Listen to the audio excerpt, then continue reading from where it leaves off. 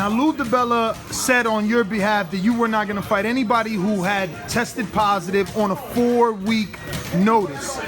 Does that mean that if you negotiate with a Luis Ortiz or a Jarrell Miller and you're given 90 or 90 days or 60 days, is there a certain amount of days or until they're on the list for a certain amount of time? How does it work for those guys to get an opportunity at you? I mean, once they're on the list, you know what I mean? Once they're on the list, then they on the list. I'm fine with that. Once you're on the list, then they come to the bottle or whoever. They come to your house unexpectedly. So long as they get on the list, I'm fine because I know when the fight happens, they're gonna be tested. You know what I'm saying? At any given time, if you're not fighting, they're gonna show up at your house. So I'm all good. Long as I know they're on their list, then we good. We good. I don't have no problem.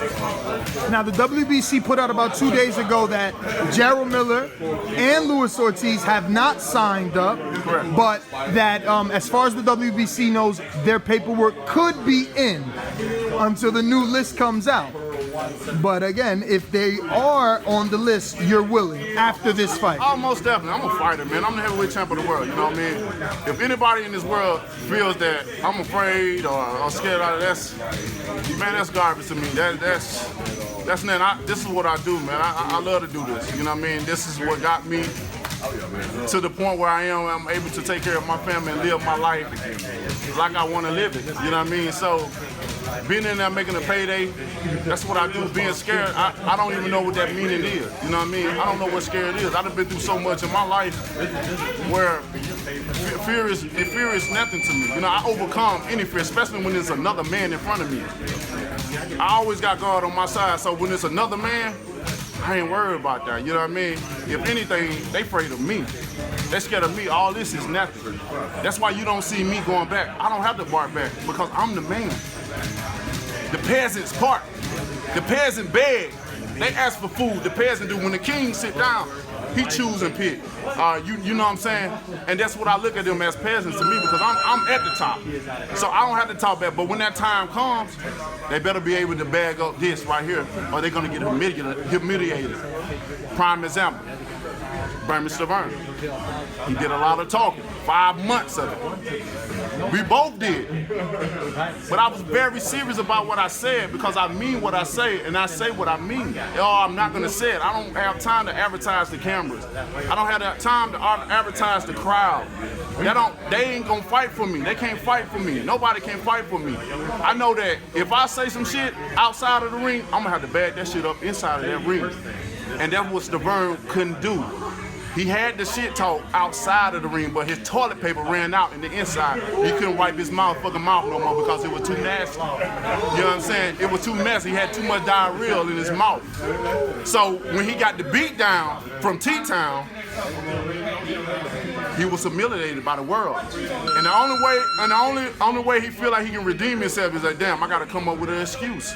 And the excuse was, damn, dehydration. We became the first heavyweight in the world that became dehydrated. Ever. What's the odds of that? Not saying that it can't happen, but come on now.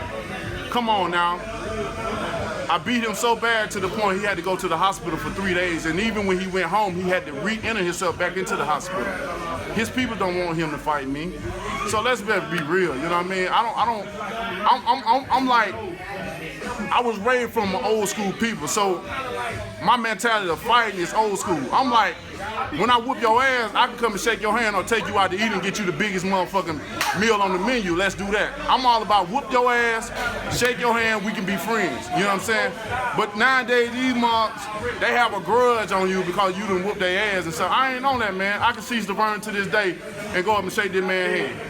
If you come at me, you know what I'm saying? But he still have, I want to fight, I want my title back. No, you're not getting this title back. Sophia's with me, she's very happy. If anything, she's gonna gain some sister wives and we're gonna collect all other belts and we're gonna have us a big party with all of them. Ain't nobody taking this belt from me, you know what I mean? I just respect the game. I respect all the fighters that's in here until they start getting out of character. You know what I'm saying? That's when it's become a problem.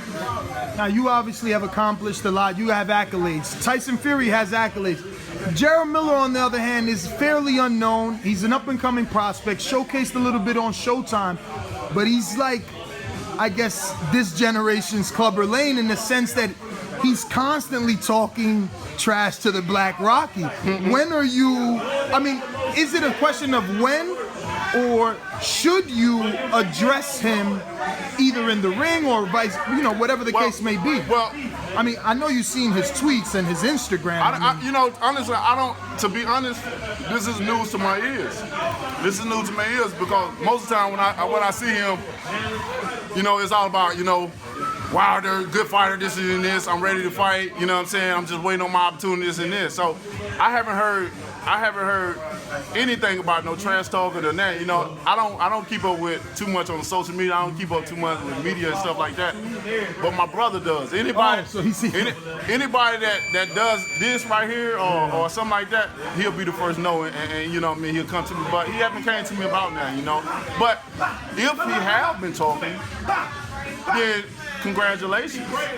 You have got your opportunity. Please take advantage of the opportunity because what you say on the outside of the ring, you're going to have to bag it up on the inside of the ring. See, on the outside, I can't make no money. You know what I'm saying? Ain't no need of me whooping no ass or getting in front of nobody's face or whatever. I'll hype the fight up, you know what I'm saying?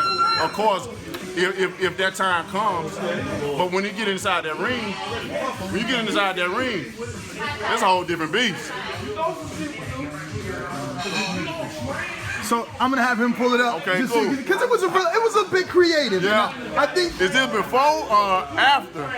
Is this before the opportunity? All right. Well, it was during the rumors of Jarrell Miller. Yeah. Excuse me, of Gerald Washington possibly getting the fight. Oh, this is new. So he started feeling himself a little bit. He created a little Put me something. on some game. Yeah, he created a little something. Because when they do talk, the service is tell. When they do talk, you know what I'm saying, that even more put a little feel to my fighter that really want to hurt somebody. You know what I mean? This is a dangerous sport as it is.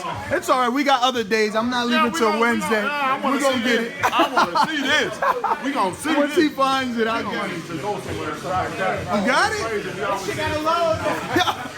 Yo, we go. No, that ain't it. That ain't it. That's the new one. No, right there. That's the one we gotta show. Oh yeah. Hey Champ, we got. Oh yeah, I Champ, seen it. Oh you man. that? Yeah. This the one that I was talking about. I want to see this one.